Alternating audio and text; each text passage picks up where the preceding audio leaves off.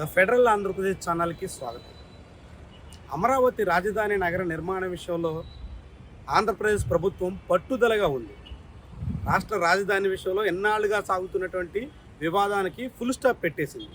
ఇక నిర్మాణం పనుల మీదే శ్రద్ధ పెట్టింది. వీలైనంత వేగంగా రాజధానికి ఒక రూపు తీసుకొచ్చే ప్రయత్నం చేయాలని ఆశిస్తుంది. కానీ అడుగులు మాత్రం ఆశించినంత వేగంగా పడట్లేదు. అనేక అడ్డంకులు కనిపిస్తున్నాయి. వాస్తవానికి చంద్రబాబు ప్రభుత్వం నవంబర్లోనే అమరావతి నగర నిర్మాణ పనుల టెండర్లను ఖరారు చేసి డిసెంబర్ నెలాఖరు నాటికి పనులు ప్రారంభించాలని సంకల్పించింది. కానీ అది సాగలేదు. కనీసం జనవరిలోనైనా పనులు మొదలవుతాయని అంతా భావించారు. అది కూడా జరగలేదు. ఫిబ్రవరిలో కూడా పనులకు ఆటంకాలు ఏర్పడుతున్నాయి. కనీసం మార్చిలోనైనా మొదలవుతాయా అన్న సందేహాలు ఇప్పుడు వ్యక్తమవుతున్నాయి. ఎందుకు ఇంత జాప్యం జరుగుతోంది? వాస్తవానికి అమరావతి రాజధాని నగర నిర్మాణం విషయంలో కేంద్ర ప్రభుత్వం తన నిధుల నుంచి కేటాయింపులు ఏమీ చేసిన దాఖలాలు లేవు.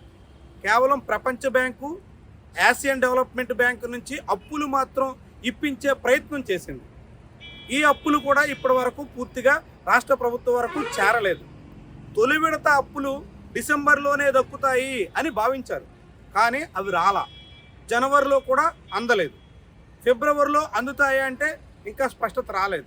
దీనికి అనేక కారణాలు ఉన్నాయి. ప్రపంచ బ్యాంకుకి వరుసగా పలు ఫిర్యాదులు వెళ్తున్నాయి. అమరావతి రాజధాని కోసం ల్యాండ్ పూలింగ్లో నిబంధనలు పాటించలేదు అనేటువంటి ఫిర్యాదులు రావడంతో ప్రపంచ బ్యాంకు మరోసారి అమరావతిలో పర్యటించి రైతుల నుంచి అభిప్రాయాలు కూడా సేకరించింది. అందులో స్పష్టత వచ్చింది అనుకున్న తర్వాత అమరావతి రాజధాని నగర నిర్మాణ ప్రాంతం పూర్తిగా ముంపు బారిన పడేటువంటి ప్రమాదం ఉంది అంటూ మరో ఫిర్యాదు చేరింది. దాని మీద కూడా ప్రపంచ బ్యాంకు స్పందించింది. అమరావతి రాజధాని నగరం ముంపు బారిన పడకుండా నివారణ కోసం అవసరమైన చర్యలు ఏం తీసుకోవాలన్న దాని మీద ప్రభుత్వానికి స్పష్టత ఇచ్చేసింది. ఎత్తిపోతల పథకం అదనంగా నిర్మించడం, దాంతోపాటుగా అమరావతి రాజధానికి ఎగువన జలాశయాల నిర్మాణం వంటివి అనేక సూచనలు చేసింది. వాటన్నిటికీ తగ్గట్టుగా రాష్ట్ర ప్రభుత్వం రంగంలో దిగింది.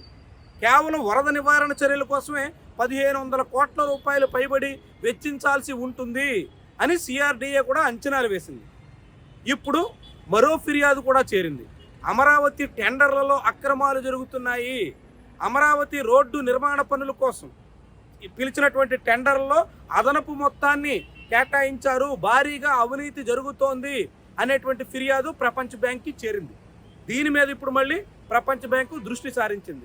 ఇవన్నీ క్లియర్ అయ్యి అప్పులు ఎప్పుడు వస్తాయి అన్నది తేలాల్సి ఉంది. సరిగ్గా అదే సమయంలో ఆంధ్రప్రదేశ్లో ఎన్నికల కోడ్ కూడా అమల్లోకి వచ్చింది. ముఖ్యంగా ఎమ్మెల్సీ ఎన్నికల కారణంగా కృష్ణా, గుంటూరు జిల్లాల గ్రాడ్యుయేట్ నియోజకవర్గానికి ఎన్నికలు జరుగుతున్నటువంటి తరుణంలో ఇక్కడ ఎమ్మెల్సీ కోడ్ వచ్చింది. ఎమ్మెల్సీ కోడ్, ఎన్నికల కోడ్ కారణంగా ప్రస్తుతం అమరావతి నిర్మాణానికి సంబంధించినటువంటి టెండర్లను కూడా ఖరారు చేయలేనటువంటి పరిస్థితి దాపురించింది. దీని మీద సిఆర్డీఏ ఇప్పటికే ఎన్నికల కమిషన్ని కోరింది.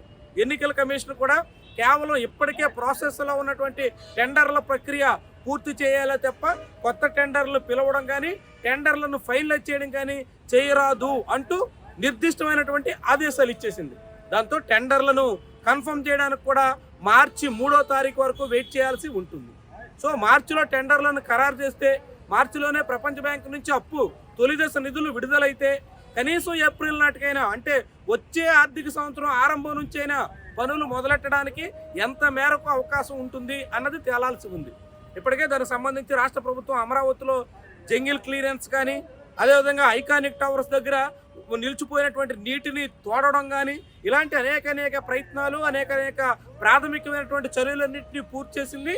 ఇక ప్రపంచ బ్యాంకు నిధులు రాక టెండర్లు ఫైనలైజ్ చేయడం, ఈ 2 మిగిలినవి, ఆ 2 జరిగితే అమరావతి నగర నిర్మాణ పనులు పట్టాలు ఎక్కినట్టుగానే భావించాల్సి ఉంటుంది. అది ఎప్పుడు జరుగుతుందన్నదే ఇప్పటికీ స్పష్టత లేనటువంటి అంశం.